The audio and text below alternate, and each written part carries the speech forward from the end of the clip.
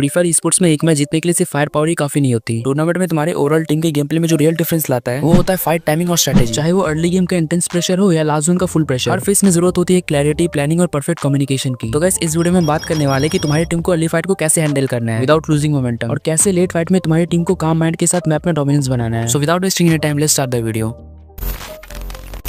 तो guys sports में early fight का मतलब होता है hot drops, contested compound and instant decision making. ये मोमेंट मैच का टोन डिसाइड करता है। अगर तुम्हारी टीम इस अर्ली फाइट को जीत जाती है तो लूट, जोन कंट्रोल और साइकोलॉजिकल मोमेंटम सब कुछ तुम्हारी टीम को मिलता है, जिससे तुम्हारी टीम के अंदर एक अलग ही कॉन्फिडेंस रहता है। लेकिन अगर गलती हो गई तो इसलिए अर्ली फाइट्स को हैंडल करने के लिए मैं तुम्हें 4 पॉइंट्स बताने वाला हूं। तो इन पॉइंट्स को ध्यान से सुनना। पॉइंट नंबर 1 में आता है लैंडिंग कोऑर्डिनेशन। तो सबसे पहले लैंडिंग करते समय अगर तुम्हारी टीम की ड्रॉप क्लैश होती है तो आईजीएल का काम होता है अपने स्क्वाड के लिए एक एग्जैक्ट बिल्डिंग को पिन करके अपने टीममेट्स को बोलना कि हमारी पूरी स्क्वाड इसी घर या कंपाउंड के पास उतरेगी। पॉइंट नंबर 2 में आता है प्रायोरिटाइज लूट type. So guys early fight में तुम्हारे पास उतना टाइम नहीं होता है कि तुम परफेक्ट लोड आउट का वेट करो। मोमेंट पे तुम्हें जो मिला उसी से फाइट लेना पड़ता है, लेकिन थोड़ा स्मार्टली। जब तुम हॉट लोकेशन पे उतरते हो like factory, clock tower, pick, तो उस मोमेंट पे तुम्हारा हर सेकंड मैटर करता है। अगर तुम 10 सेकंड भी एक्स्ट्रा लगाते हो बेस्ट गन ढूंढने के लिए तो समझो तुम्हारा गेम खत्म। तो उस टाइम जितना हो तुम्हें एसएमजी गन्स या शॉटगन्स को प्रेफर करना है, क्योंकि उस टाइम तुम्हारी जो भी फाइट होती है वो शॉर्ट रेंज में होती है एंड उस टाइम मोस्टली बंदों के पास वेस्ट भी नहीं होती है। तो उस मोमेंट पर एसएमजी गन्स ही बहुत ज्यादा इफेक्टिव होती है। दूसरी चीज तुम्हें क्लैश के टाइम ग्लूअल्स का सही से इस्तेमाल करना है, क्योंकि उस टाइम पर वो एक ग्लूअल तुम्हारी पूरी टीम की जान बचा सकता है। एंड अगर लैंडिंग करते समय तुम्हारी टीम को ग्रेनेड या फ्लैश फ्रीज मिल जाती है तो सबसे पहले तुम्हें एनिमीज के ऊपर उसका यूज करना है, जिससे वो पैनिक में आकर कवर छोड़ने के लिए मजबूर हो जाएंगे। एंड सबसे इंपॉर्टेंट बात, तुम्हें अर्ली फाइट्स में ज्यादा लूट करने पर फोकस नहीं करना है। तुम्हें उस मोमेंट पर उतना ही लूट करना है जितना तुम्हारे लिए एसेंशियल हो। तुम्हारी टीम को अर्ली फाइट्स में हमेशा एग्रेशन के साथ खेलना है, क्योंकि अगर तुम उस टाइम पर डिफेंसिव खेलोगे तो सामने वाली टीम अटैकिंग खेल के तुम्हारी पूरी टीम को वाइप आउट कर देगी। अब क्लैश स्टैंडिंग में तुम्हारी टीम को एग्रेशन तभी दिखाना है जब तुम्हारे पास एनिमी टीम की लोकेशन की फुल इन्फो कि कौन सा बंदा कहां पर है। जब तुम्हें पता चल जाएगा कि बंदे इस स्पेसिफिक लोकेशन पर है तभी तुम्हें एग्रेसिव होकर खेलना है, क्योंकि विदाउट प्रॉपर इन्फो को रश करने को रश नहीं, अंधा रश कहते हैं। पॉइंट नंबर 3 है ऑडियो एंड स्प्लिट अवेयरनेस। तो गाइस अर्ली गेम में साउंड सबसे बड़ा एडवांटेज होता है, क्योंकि उस टाइम तुम्हारा फुल फोकस बस उसी स्पेसिफिक फाइट पर होता है। एंड भाई अगर तुम गेम खेलते हो हेडफोन्स का यूज नहीं कर रहे हो तो क्या कर रहे हो भाई, हेडफोन्स का यूज करो। इससे तुम्हारे आसपास में कौन सा एनिमी कौन से साइड से आ रहा है वो समझने में आसानी होगी एंड तुम उसके लिए पहले से रेडी रहोगे। बेसिकली फुटस्टेप से ये लॉजिक है कि जब तुम फुटस्टेप्स को सुनो तो तुम्हें उसे अपने टीममेट्स के साथ शेयर करना है। लाइक एनिमी फर्स्ट फ्लोर पे 2 फुटस्टेप राइट बिल्डिंग से आ रहे हैं। इससे ये होगा कि इससे तुम्हारी टीम इंस्टेंटली रेडी हो जाएगी। एंड सबसे इंपॉर्टेंट बात, तुम्हें फुटस्टेप्स को सुन के कभी भी ओवर कमिट नहीं करना है। तुम्हें कभी भी अकेले एक साउंड पे पुश नहीं करना है जब तक कंफर्म ना हो कि अंदर सिर्फ एक ही बंदा है, क्योंकि अगर तुम सिर्फ एक बंदे के फुटस्टेप सुन के रश करने चले गए एंड अंदर 3 बंदे क्राउच करके बैठे हैं तो उसके बाद तुम्हारे साथ क्या होगा तुम्हें पता है। अब अर्ली फाइट में सबसे इंपॉर्टेंट स्ट्रेटेजी होती है स्प्लिट स्ट्रेटेजी। इसमें तुम्हारी दोनों रेसर्स को फ्रंट पे एनिमीज के ऊपर प्रेशर क्रिएट करना है। एक बंदा राइट या लेफ्ट से फ्लैंक करके एनिमीज पर प्रेशर डालता है, जिससे क्या होता है कि एनिमीज का फोकस टूट जाता है एंड उनका फोकस दोनों साइड बढ़ जाता है एंड तुम्हारी टीम के एक बंदे को हमेशा बैकअप में रहना है। अब फ्लैंकिंग कैसे करना है मैंने इस वीडियो में कवर किया, तो तुम इसे क्लिक करके ऊपर देख सकते हो। अब स्प्लिट करते हुए तुम्हें ओवर स्प्लिट नहीं करना है, क्योंकि अगर तुम 50 या 100 मीटर फ्लैंक करते हुए नॉक हो गए तो तुम्हारी टीम तुम्हें रिवाइव भी नहीं कर पाएगी। इससे तुम्हें मेरी बात समझ आ रही होगी कि तुम्हें स्प्लिट तो करना है पर ज्यादा नहीं, कि तुम इतने ज्यादा स्प्लिट हो जाओ एंड एनिमीज तुम्हारी इसी चीज का फायदा उठा के तुम्हारी टीम को इजीली मार दे। अर्ली फाइट्स को हैंडल करने के लिए पॉइंट 4 में है तुम्हें जितना ज्यादा हो उतना कम बोलना है, मतलब जितना बोलो प्रिसाइसली बोलो। अब तुम इमेजिन करो एक साथ 4 बंदे चिल्ला रहे हैं, तो तुम ही बताओ वहां पर तुम किसी की भी कॉल को समझ पाओगे? Obviously not. तो उस टाइम पर जितना हो उतना कम बोलो। ये नहीं कि अरे भाई ये देख ये कर, ये सिर्फ तुम्हारे कानों में लगेगी, तुम्हें घंटा कुछ समझ नहीं आएगा। तो तुम्हें उस मोमेंट पर कम एनाक्यूरेट बोल के फोकस करते हुए खेलना है, क्योंकि तुमने गेम के स्टार्टिंग में अगर 4v4 बाउट निकाल दिया तो पूरे मैच में उसके अगले मैच में भी तुम्हारी पूरी टीम के अंदर एक अलग ही कॉन्फिडेंस होगा।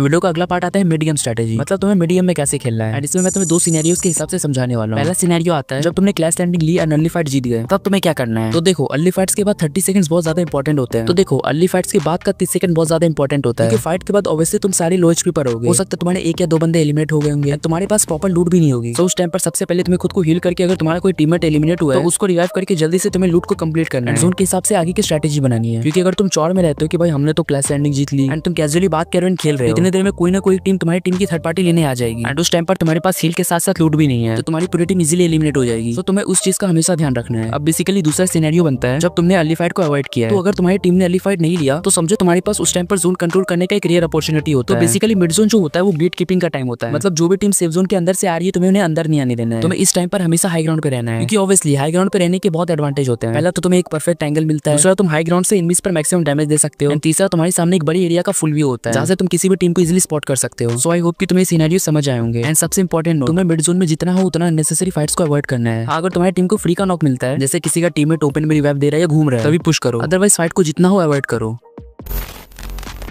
भाई अगर तुम्हारी टीम लास्ट जोन तक सर्वाइव कर गई तो समझो तुम 60% गेम को जीत चुके हो। लेकिन फाइनल जोन में तुम्हारी टीम को गलती नहीं, टाइमिंग चाहिए। तुम्हारी टीम का हर स्टेप कैलकुलेटेड होना चाहिए, वरना एक ग्रेनेड एंड पूरी स्क्वाड खत्म। So let's break it down. So तुम्हें भी पता होगा कि टूर्नामेंट्स में एक छोटे से जोन के अंदर कितने बंदे लाइव होते हैं एंड उस टाइम पर तुम्हारी टीम का एक स्टेप बहुत ज्यादा इंपॉर्टेंट होता है। That's where smart zone entry comes in. मतलब सबसे पहले जोन के पैटर्न को रीड करो, क्या सर्कल प्रेडिक्टेबल है, ये समझना उस टाइम पर बहुत ज्यादा क्रिटिकल होता है। तो बेसिकली अगर तुम्हारी टीम जोन के एज पर है तो कॉर्नर से रोटेट करते हुए एंट्री लेना बेस्ट होता है, डायरेक्टली फ्रंट से नहीं। हमें जोन में एंट्री करते टाइम ग्लोअल का लेयर बना के चलना है, but it should be pre planned. जैसे ही जोन क्लोज होने लगा, एक ग्लू वॉल फिर गैप, एक ग्लू वॉल फिर गैप, ये पैटर्न बनाओ ताकि अगर पीछे से शॉट भी है तो तुम्हारे पास फॉल बैक का बफर हो। और हाँ, अगर तुम सेंटर होल्ड कर रहे हो then you are the king but also the most hunted, क्योंकि सेंटर का मतलब होता है तुम्हारी टीम के ऊपर हर एंगल से नेड, ग्रेनेड लॉन्चर एंड इन्फॉर्मेंटी का सरप्राइज अटैक आ सकता है। इन सबसे बचने के लिए तुम्हारी टीम को 360 डिग्री देखना पड़ता है, तुम्हें हर बंदे का स्पॉट फिक्स कर देना है, लाइक तुम राइट देखो मैं लेफ्ट देखता हूँ like that. And last zone में प्रेशर बहुत ज्यादा होता है क्योंकि लास्ट जोन में हर सेकंड या तो तुम्हारी टीम को नॉक मिलेगा या तुम्हारे टीममेट डाउन होंगे या ग्लू वॉल्स ब्रेक होते रहेगी। लेकिन T1 टीम सो होती है जो पैनिक नहीं, पैटर्न फॉलो करती है। तुम्हें लास्ट जोन में जितना हो उतना कम बोलते हुए मिनी कॉल्स देना, क्योंकि बेस्ट टिप्स लास्ट जोन में वॉइस लोड को मिनिमाइज करती है और उनके हर प्लेयर को पता होता है कि किस कॉल पर क्या एक्शन लेना है। और कामनेस का दूसरा पार्ट है विजुअल क्लैरिटी अंडर chaos, मतलब जब तुम्हारे हाथ कांप रहे हो, जब स्क्रीन पे सब कुछ ब्लर हो रहा हो, फ्लैशेस, ग्रेनेड, जोन डैमेज, तब भी तुम्हें अपना क्रॉसहेयर और एनिमी मूवमेंट साफ साफ दिखना चाहिए। ये पॉसिबल तभी होगा जब तुम जितना ज्यादा प्रैक्टिस करोगी एंड पेड टूर्नामेंट्स खेलोगे। अब देखो, knock is a potential advantage but not a green signal to rush blindly. मतलब नॉक निकालने के बाद सबसे पहला काम है सिचुएशन को स्कैन करना, कि अगर तुम पुश करने गए तो दूसरी टीम तो तुम्हारी टीम के ऊपर एम लेकर नहीं बैठी, क्योंकि अगर तुम पुश कर रहे हो और तीसरी टीम हाइट या लॉन्ग रेंज से देख रही है तो तुम्हारी टीम की उस टाइम पर चटनी बन जाएगी। सो पुश करने से पहले एनालाइज करो एंड अगर नॉक कंफर्म हो गया हो तभी पुश करो, बट विद प्लान। तुम्हारे प्राइमरी रेशर को उन पर रश करना है एंड सेकेंडरी रेशर को अपने प्राइमरी रेशर को सपोर्ट देना है एंड तीसरा बंदा पीछे से ग्लू मेल्टर्स एंड नीड्स डालकर उन पर प्रेशर क्रिएट करेगा। अगर तुम्हारा प्राइमरी रेशर नॉक होता है तो सबसे पहले तुम्हें उसे रिवाइव करना है। अगर स्नाइपर नॉक होता है तो सपोर्टर को उसके पास जल्दी से बैकअप में जाकर उसे रिवाइव करना है। सबसे इंपॉर्टेंट, जब एनिमी रिवाइव कर रहा हो तुम्हें उसी वक्त पुश करना है, क्योंकि उस टाइम उनके एक या दो बंदे डिस्ट्रैक्टेड होते हैं। इससे तुम किसी भी टीम को इजीली क्लच कर लोगे। तो गाइस याद रखो, early fight equals to discipline plus fast loot plus split pressure and last fight equals to calm mind plus glue setup plus clean communication. अगर ये दोनों जोन का फाइट स्ट्रेटेजी तुम्हारी टीम ने मास्टर कर लिया तो टूर्नामेंट्स में तुम्हारी स्क्वाड हर मैच में कंसिस्टेंट पॉइंट्स लाएगी। एंड अगर तुम्हें वीडियो पसंद आया हो तो लाइक करके अपनी स्क्वाड के मेंबर्स के साथ शेयर जरूर कर देना, जिससे वो भी स्ट्रेटेजी समझकर अपने गेम प्ले पर इंप्लीमेंट कर पाए। और कमेंट में बताना कि तुम्हें नेक्स्ट किस टॉपिक पर डिटेल स्ट्रेटेजी चाहिए। मैं हूं सीजू मार्को, मैं तुम्हें मिलता हूं हमारे चैनल के अगले वीडियो में। तब तक के लिए टेक केयर, बाय बाय।